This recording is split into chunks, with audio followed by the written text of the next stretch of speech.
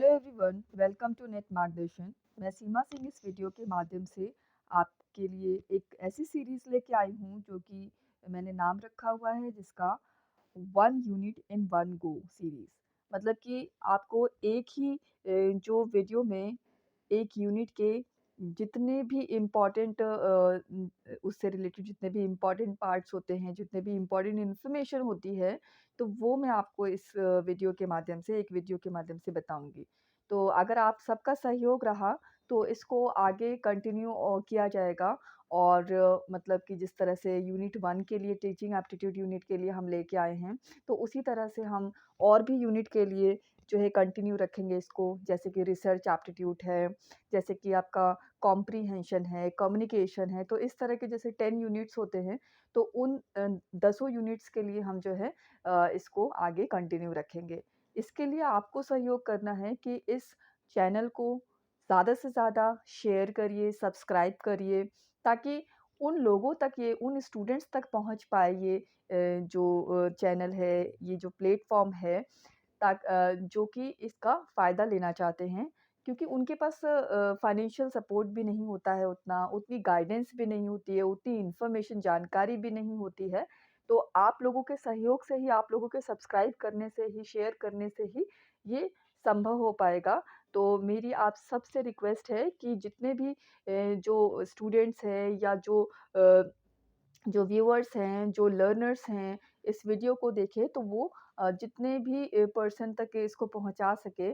बस आपके सब्सक्राइब करने से वो सपोर्ट मिलेगा। जो नहीं भी कर रहे हैं तैयारी, वो बस अपने सपोर्ट के लिए ही सब्सक्राइब करें, ताकि ज़्यादा से ज़्यादा स्टूडेंट्स तक जिनको इसकी सही में ज़रूरत है वहाँ तक पहुँच सके।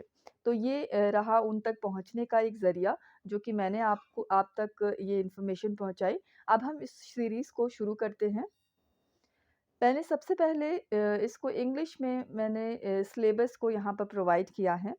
तो आइए देख लेते हैं टीचिंग एप्टीट्यूड। जैसा कि इस यूनिट का पहला जो पड़ाव है, वो बहुत ही इम्पॉर्टेंट यूनिट है ये।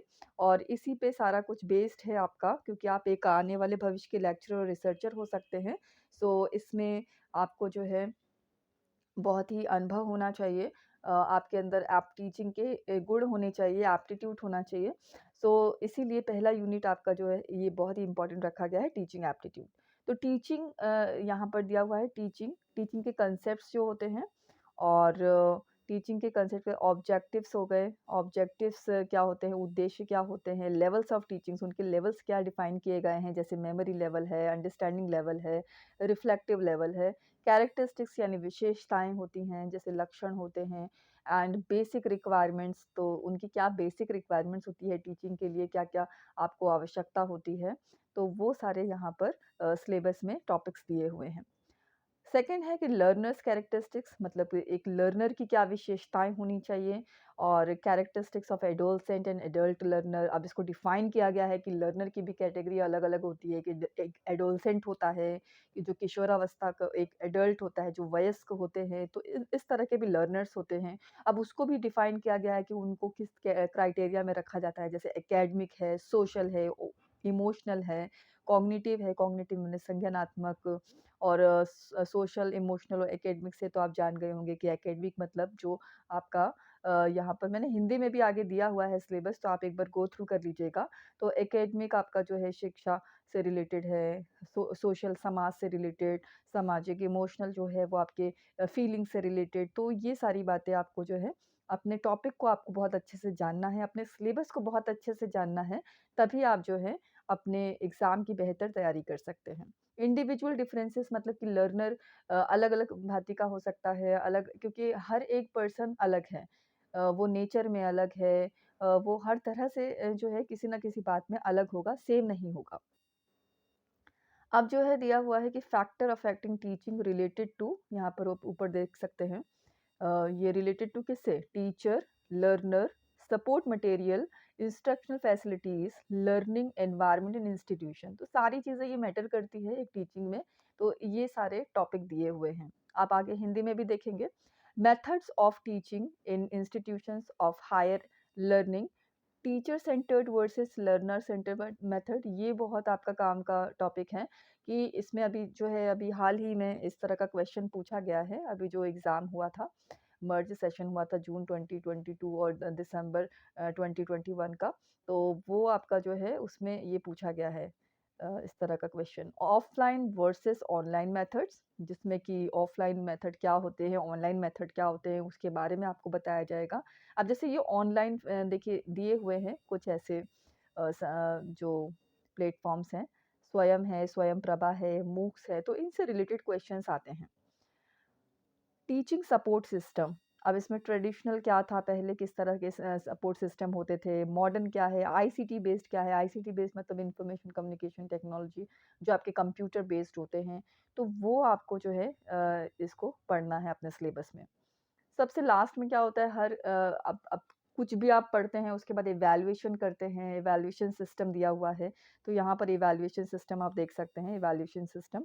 तो एलिमेंट्स हैं इसके, टाइप्स ऑफ इवैल्यूएशन है कि कितने टाइप्स के इवैल्यूएशन होते हैं, किस-किस तरह से इवैल्यूएशन कर सकते हैं। Evaluation in choice based credit system in higher education, choice based credit system भी होने लगा है हायर एजुकेशन में, और कंप्यूटर बेस्ड टेस्टिंग है, और इनोवेशन इन इवैल्यूएशन सिस्टम की क्या-क्या इनोवेशन हुए हैं इवैल्यूएशन सिस्टम में, तो ये सारी आपको जो है इसमें जानने को मिलेगा सिलेबस में। अब इसी तरह से हिंदी में दिया हुआ है यहाँ पर सिलेबस आप देख सकते हैं। इसकी पीडीएफ मैं प्रोवाइड करा दूँगी, पब्लिक ग्रुप है जो टेलीग्राम का, तो वहाँ पर इसकी पीडीएफ मैं प्रोवाइड करा दूँगी। तो आप वहाँ पर देख सकते हैं और पढ़ सकते हैं उसे दोबारा से। आप स्क्रीनशॉट भी ले सकते हैं, कोई इश्यू नहीं है।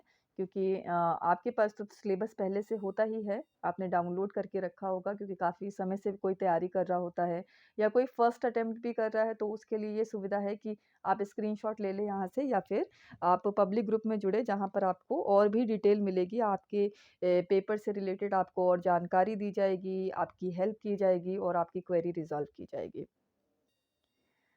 Topics as per updated PYQs, सबसे पहले तो मुझे ये देखिए, मैंने आपको सिलेबस के बारे में बताया कि हिंदी और इंग्लिश दोनों में है, आपने देखा। और अब जो है इसमें दूसरा चरण ये है कि टॉपिक्स जो लिए गए हैं वो अपडेटेड पीवाईक्यू से लिए गए हैं। अब हमारा सिलेबस कब अपडेट हुआ, पहले मैं आपको इसकी जानकारी दे दूँ। हमारा सिलेबस अपडेट हुआ है जून 2019 में, यानी कि जून 2019 में सिलेबस अपडेट हुआ है हमारा नेट जेआरएफ का।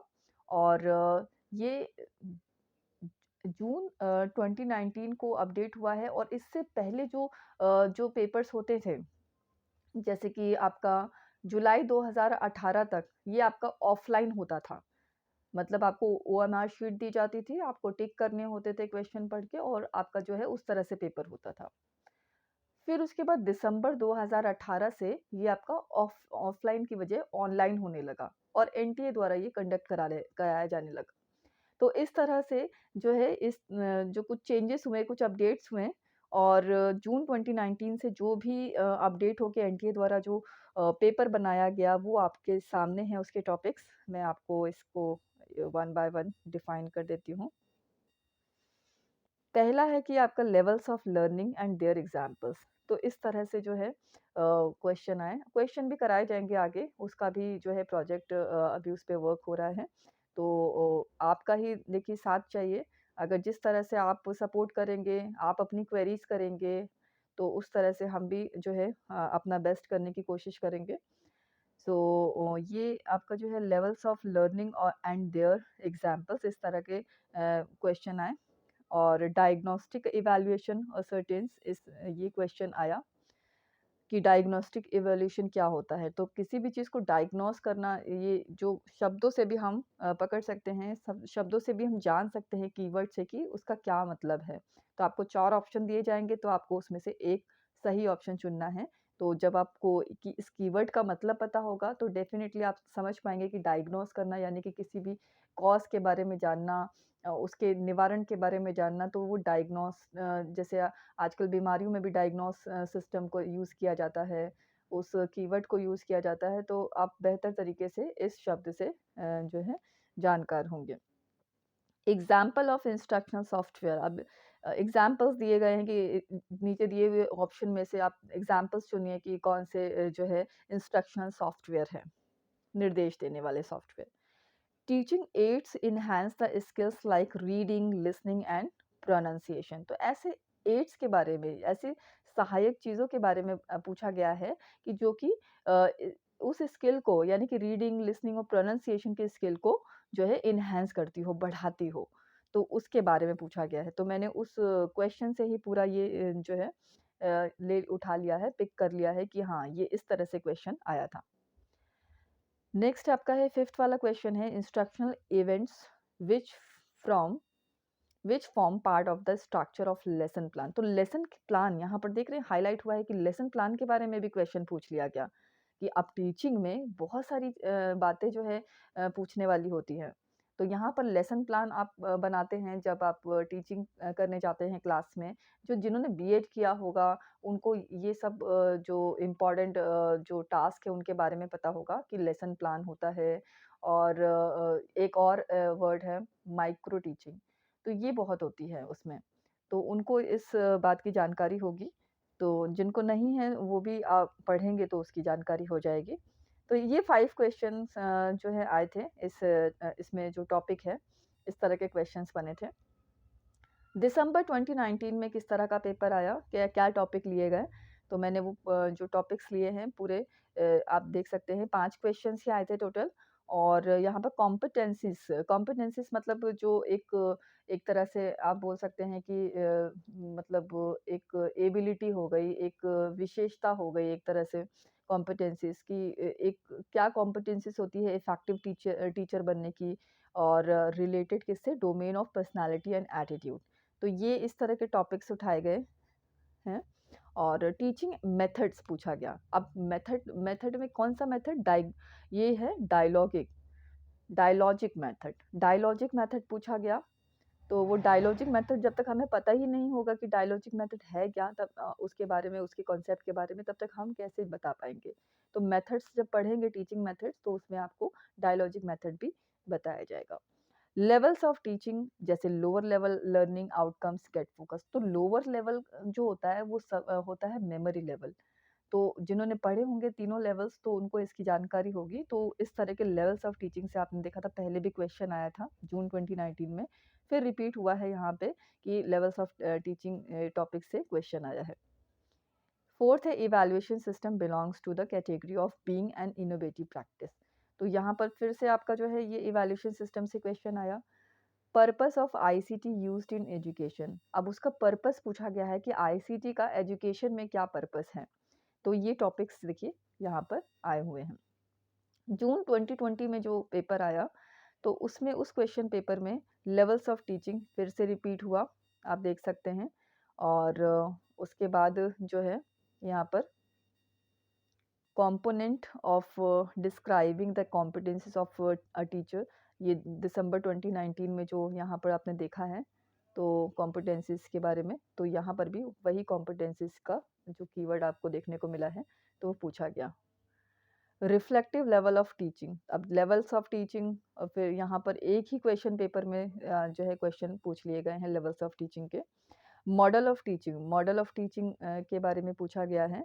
Performance test and typical response test, अब ये इवैल्यूएशन प्रोसीजर से ही रिलेटेड है, तो टेस्ट के बारे में पूछा गया है कि कौन कौन से टेस्ट होते हैं, परफॉर्मेंस टेस्ट क्या होते हैं। और ये आपके स्टेटमेंट बेस्ड पूछे गए थे, तो दोनों पूछा गया था, एक स्टेटमेंट में परफॉर्मेंस टेस्ट पूछा गया था, दूसरे में टिपिकल रिस्पांस टेस्ट। 2021 में जो पेपर हुआ है जून 2021 का, तो उसमें जो क्वेश्चन पूछा गया है वो हुआ है कि ये 5 क्वेश्चन पूछे गए हैं, 5 मतलब टॉपिक आप देख सकते हैं। Technique in triggering a wide range of association and thinking. तो थिंकिंग आपने देखा कि यहाँ पर एक कीवर्ड मिला हमें थिंकिंग, तो थिंकिंग से बड़े क्वेश्चन आए हैं। अब जैसे थिंकिंग हैट्स के ये देख सकते हैं यहाँ पर। स्वयं प्रभा सैटेलाइट, अब ऑनलाइन जो प्लेटफॉर्म है उसके बारे में पूछा गया। पर्सनल कॉम्पिटेंसीज वर्ड देखिए यहाँ पे भी आया है। सोशल कॉम्पिटेंसीज क्या है, थिंकिंग हैट्स। अब थिंकिंग के बारे में कितने क्वेश्चंस हो गए आप देखिए, पहला है थिंकिंग से रिलेटेड, और आपका जो है 4th नंबर का थिंकिंग हैट से रिलेटेड, और फिर एक रिपीट क्वेश्चन थिंकिंग हैट से रिलेटेड आया है यहाँ पर 5th नंबर का। तो थिंकिंग जो है उसके बारे में आप पढ़िए, कभी कभी थिंकर्स के बारे में पूछा जाता है, कभी कोई बुक बुक भी पूछ सकते हैं। तो ये तो एक एक्सटर्नल जो है आउट ऑफ सिलेबस टॉपिक होते हैं जिनसे क्वेश्चन कभी-कभार आ जाते हैं। बट हाँ, जो आपका फ्लो है वो बना रहना चाहिए सिलेबस के माध्यम से, तो सिलेबस आपको हमेशा फॉलो करना है। इस बार जो मर्ज सेशन हुआ है, वो आपका जो है दिसंबर 2021 एंड जून 2022 मर्ज सेशन है। ये आपका एक और मैं आपको इन्फॉर्मेशन देना चाहूँगी जो बीच में मिस हो रही है, कि यहाँ पर आपका जैसे जून 2020 यहाँ पर दिखा रहा है, तो ये आपका सिंगल पेपर हुआ था सेशन, और यहाँ पर जो है आप देख सकते हैं कि जून 2021 जहाँ पर लिखा हुआ है, तो यहाँ पर आपका जो है दिसंबर 2020 का पेपर और दिसंबर 2020 का पेपर और जून 2021 का पेपर मर्ज होके ये वाला सेशन हुआ था, मर्ज वाला है सेशन ये, ठीक है? मर्ज सेशन है आपका ये। सो ये 2 मर्ज सेशन हुए हैं लगातार, तो दिसंबर 2021 एंड जून 2022 ये मर्ज सेशन में जो अभी हाल में हुआ है एग्ज़ाम नेट जेआरएफ का, तो ये उसका पेपर है। यहाँ पर जो 4 क्वेश्चन देखने को मिले हैं, 4 क्वेश्चंस टीचिंग एप्टीट्यूड से मिले हैं देखने को, जो कि टीचिंग मेथड से रिलेटेड है एक, यहाँ पर टीचिंग मेथड से रिलेटेड क्वेश्चन पूछा गया है। क्रिटिकल एंड क्रिएटिव थिंकिंग, देखिए थिंकिंग से रिलेटेड मैंने आपको अभी भी मैं आपका आपका ध्यान यहाँ पर आकर्षित कर रही हूँ कि थिंकिंग के बारे में पढ़ना है, यहाँ पर थिंकर्स के बारे में पढ़ना है, तो थोड़ी बहुत जानकारी हमें अगर होगी तो हमारे लिए हेल्पफुल होगी। कॉमन क्राइटेरिया ऑफ टेस्ट, और इवैल्यूएशन से रिलेटेड भी क्वेश्चंस काफ़ी रिपीट होते हैं, तो इवैल्यूएशन बहुत इंपॉर्टेंट है। फोर्थ हमारा है करिकुलम से रिलेटेड, ठीक है? करिकुलम का जो है आप जैसे लेसन प्लान के बारे में पूछा, करिकुलम के बारे में पूछा, जो जो भी टीचिंग में आपको रिक्वायर्ड लगता है कि हाँ, ये इसकी इन्फॉर्मेशन होनी चाहिए और आप अगर एक्स्ट्रा नॉलेज रखना चाहते हैं, तो इन सब बातों को आप पढ़ सकते हैं। तो ये रहे टॉपिक के बारे में सारी इन्फॉर्मेशन जो अभी तक आपका सिलेबस अपडेट होने के बाद क्वेश्चंस आए हैं। तो ताकि आप अपनी तरफ से भी कोई एनालाइज़ेशन करना चाहें, तो और भी क्वेश्चंस को उठा के आप कर सकते हैं, या अपनी तरफ से भी सेल्फ स्टडी के थ्रू आप अगर कोई इन्फॉर्मेशन गैदर करना चाहते हैं, तो वो आप अपने अनुसार कर सकते हैं। तो ये मेरी छोटी-सी कोशिश थी आपको जो रीसेंट टॉपिक्स के बारे में जो अपडेटेड पीवाईक्यू से आपको मैंने प्रोवाइड किया है। आगे देखते हैं कि इसमें लेवल्स क्या थे क्वेश्चंस के, क्या-क्या क्वेश्चंस के लेवल रहे हैं, जो कि एनटीए द्वारा प्रोवाइड किए गए हैं। अब जून 2019 में क्या हुआ था कि ईज़ी टू मॉडरेट लेवल आया था। मॉडरेट शब्द तो काफ़ी लोगों को इश्यू होता है, तो मैंने यहाँ पर मॉडरेट का भी एक ईज़ी सा मीनिंग दिया है कि मीडियम, मीडियम होता है, ना ज़्यादा ईज़ी होता है, ना ज़्यादा डिफ़िकल्ट होता है, वो मीडियम-मीडियम होता है। तो ये ईज़ी टू मॉडरेट पेपर आया था। दिसंबर 2019 में ईज़ी आया था। तो जिस तरह से पेपर आता है, उस तरह से उसकी जो है वो कट ऑफ जाती है। तो देख सकते हैं इसमें जून 2020 में ईज़ी टू मॉडरेट आया था, लेवल जो उसका था। दिसंबर 2021 एंड जून 2021, दिसंबर 2021 नहीं होगा, दिसंबर 2020 होगा, यहाँ पर करेक्शन कर लेते हैं, ठीक है? 2020 होगा। सो यहाँ पर दिसंबर 2020 और जून 2021 मर्ज सेशन जो हुआ था, उसका मॉडरेट टू डिफ़िकल्ट लेवल आया था, क्योंकि some question out of syllabus थे। तो मैंने आपको यहाँ पर रीज़न भी बता दिया क्यों डिफ़िकल्ट आया था, क्योंकि कुछ क्वेश्चंस ऐसे थे जैसे मैंने आपको बताया कि यहाँ पर थिंकिंग हेड से रिलेटेड क्वेश्चन आ गया था, है ना? तो 2 क्वेश्चन तो आपको लगे कि आउट ऑफ सिलेबस ही है, तो काफ़ी स्टूडेंट्स को प्रॉब्लम हुआ कि ये क्वेश्चंस कहाँ से आ गया, तो बहुत रॉन्ग करके आए थे, बट कुछ कॉमन सेंस लगा के उसको राइट भी करके आए थे कि हाँ कौन-सा कलर होना चाहिए उसके अकॉर्डिंग, तो ये अपनी-अपनी प्रतिभा है, अपना-अपना जो है वो कॉमन सेंस है। लास्ट में ये है दिसंबर 2021 एंड जून 2022 का मर्ज सेशन जो हुआ है वो डिफ़िकल्ट लेवल था। हर एक के लिए डिफ़िकल्ट लेवल था, ख़ास करके इकोनॉमिक्स का पेपर जो भी फीडबैक आया है। सो उसमें जो है आपको एक बार मैं चाहूँगी कि जो भी इकोनॉमिक्स के स्टूडेंट्स हैं और जो भी स्टूडेंट्स हैं जो तैयारी कर रहे हैं और सब्जेक्ट से भी, तो उनके लिए भी यही कहना है कि वो जो पिछला पेपर हुआ है उसको एक बार ओपन करें उसे जो है सॉल्व करें, उनके क्वेश्चंस को जो है सॉल्व करें, ताकि पता चले कि क्या लेवल आया था, किस तरह से कितना टाइम लगता है हमें, किस तरह के टॉपिक्स पूछे गए हैं। तो उनको जो है पूरा जो जैसे यूनिट्स होते हैं, 10 यूनिट्स होते हैं पेपर 1 में और 10 यूनिट्स होते हैं पेपर 2 में, तो उसको पूरा सॉल्व करने की कोशिश करें कि कितने टाइम में आपसे सॉल्व होता है और कैसे आपको उसकी प्रिपरेशन करनी चाहिए। क्योंकि पीवाईक्यूज़ लगाने से आपको काफ़ी बेनिफिट मिलता है, काफ़ी अच्छी से प्रैक्टिस हो जाती है, टाइम मैनेजमेंट का पता चलता है। नंबर ऑफ क्वेश्चंस जो है कितने पूछे जाते हैं, जनरली कितने क्वेश्चंस आते हैं एक यूनिट से, जैसे कि मैंने आपको अभी बताया कि 10 यूनिट्स होते हैं, तो 10 यूनिट्स के हिसाब से आपका जो है जैसे कि आपके 50 क्वेश्चन पूछे जाते हैं, तो 50 क्वेश्चन पूछे जाते हैं तो उनको इक्वली कैसे डिवाइड किया जा सकता है, तो 5 10 ज़ा 50, तो 5-5 क्वेश्चन सब में बाँटे गए। तो पहले तो ये सीक्वेंस ऐसे ही फॉलो होता था, बट आपने देखा कि लास्ट टाइम पे जो अभी एग्ज़ाम हुआ है उसमें 4 ही क्वेश्चन आए हैं यहाँ पर टीचिंग एप्टीट्यूड से।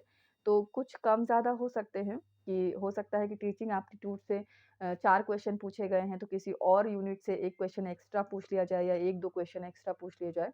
तो इसके लिए तो आपको एकदम रेडी रहना चाहिए कि कुछ क्वेश्चंस आपके अप एंड डाउन हो सकते हैं। जनरली 5 क्वेश्चन ही पूछे जाते हैं। तो अब ये है कि पहले क्या था, सीक्वेंस से भी आते थे क्वेश्चंस कि जिस तरह से आप सीक्वेंस से सिलेबस पढ़ते हैं उसी तरह से पहला यूनिट है टीचिंग एप्टीट्यूड का, फिर दूसरा आपका जो है रिसर्च एप्टीट्यूड, इस तरह से क्वेश्चन पूछे जाते थे, तो आपको पहचानने में मिस्टेक नहीं होती थी कि कौन सा क्वेश्चन किस यूनिट से पूछा गया है।